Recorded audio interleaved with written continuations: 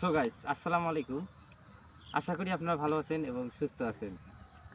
তা সবাইকে আমার পক্ষ থেকে প্রাণ ঢালা অভিনন্দন। আজকে আমাদের মহসিন ভাই কিছু কিছু ডায়লগ শোনাবে আপনাদের।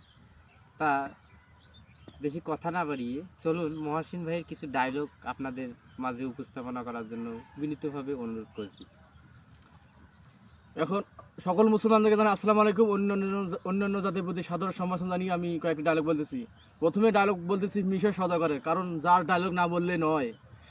মিশর সওদাগর একজন টপ একজন ভিলেন, তারপরেও তার কণ্ঠে না পারলেও আমি চেষ্টা করে দিতেছি, যতটুকু পারা করতেছি। কয়েকটি ডায়লগ বলতেছি মিশর সওদাগরের। মরণ বিন হাতে নিয়ে খেলা করছিস, আমি গোখরা না, আমি অজগর, আমি সবল দেই না, আমি ধীরে ধীরে প্যাঁচে ফেলে গিলে খাই। এত সাহস না রে, এত সাহস না, আমি আব্বাসের ফাঁসি দেবে এমন আদম দুনিয়াতে তৈরি হয় নাই। এই আব্বাস যার দিকে তাকায় তার জীবন করে দেয় বড়বাস। এখন একটি মিঠুন চক্রবর্তী ডায়লগ বলতেছি। পরের বার যখন আসবি তোর বউকে বলবি নুন আর লঙ্কা পুড়িয়ে পা থেকে মাথা অব্দি ঘুরিয়ে দেয়, কারণ প্রোটেকশন না নিয়ে তুফানের সামনে আসলে উড়ে গেছে কোন বাগানে পড়বি সেগুলো খুঁজে পাবে না। এবার একটি জিতের কনে বলতেছি। সিংহের থাবা বলে যাবে কে তোর বাবা।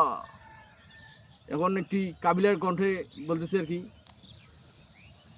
আল্লাহ রে ক এক বস্তা গম আমাকে দেখ, ওগুলো আমরা আটা বানিয়ে খাই, বুঝছো নি মনু?